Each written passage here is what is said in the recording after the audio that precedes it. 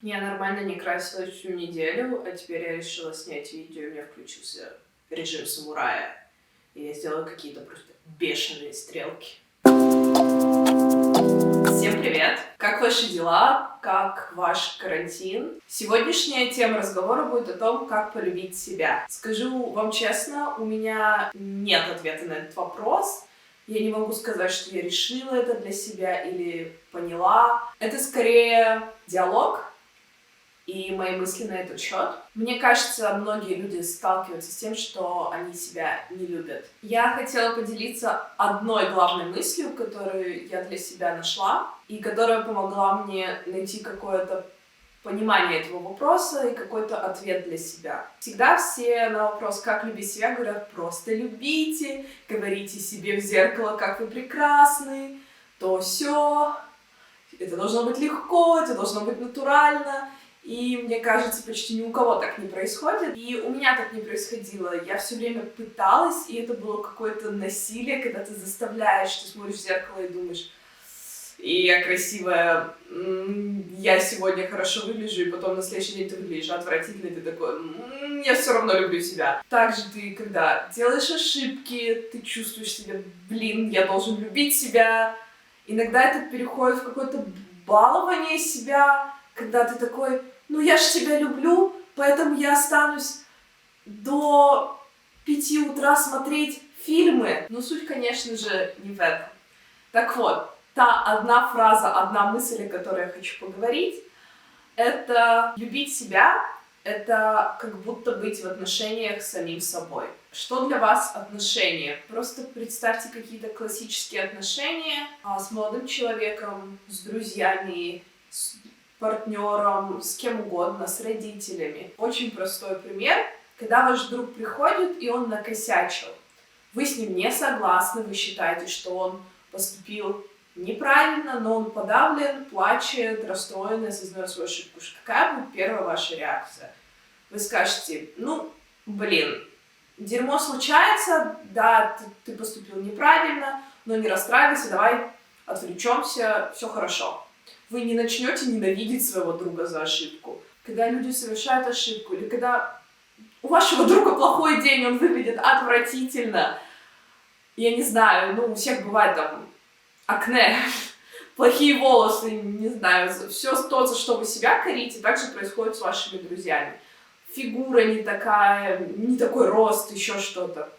Какая ваша реакция на это? Я не знаю, положа руку на сердце, на вот это сердце, вы никогда не скажете своему другу, ты уродина сегодня. Как тебя земля носит вообще? Вообще смотреть больно. Мы всегда ради своих друзей готовы быть рядом, даже в их тяжелые моменты, когда мы объективно говорим: чувак, ты не прав. Иногда мы можем ссориться, иногда можем быть не согласны, но это не заставляет нас любить их меньше. И для меня любовь к себе — это именно об этом. Относитесь к себе как к своему другу или как к своему партнеру. Вы же делали что-то не так? Это не повод ненавидеть себя, это не повод говорить, что ты ужасный человек. Да, иногда нужно отрезвляюще себе сказать: я поступил как мудак, я не прав, так нельзя. Мне кажется, многие люди путают любовь к себе с жалостью к себе, к балованию себя. Многие говорят: отдохни, сделай себе масочки, если ты хочешь позалипать — позалипай, если ты хочешь поспать — поспи. Но давайте разделять, да?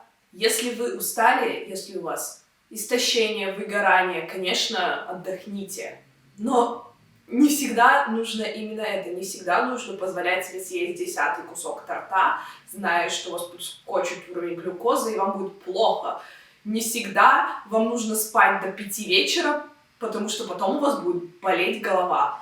Вы не говорите своим друзьям: у тебя болит желудок, ничего, отдохни, тортики поешь. И последняя мысль на эту тему, которую я хотела вам сказать.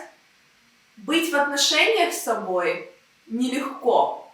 Начать любить себя — это не так, что я решил любить себя, и все ваши проблемы решены, и вы любите себя, и Это происходит постоянно, без перерывов. Вот вы начали и не закончили, все идет вот так вот вверх.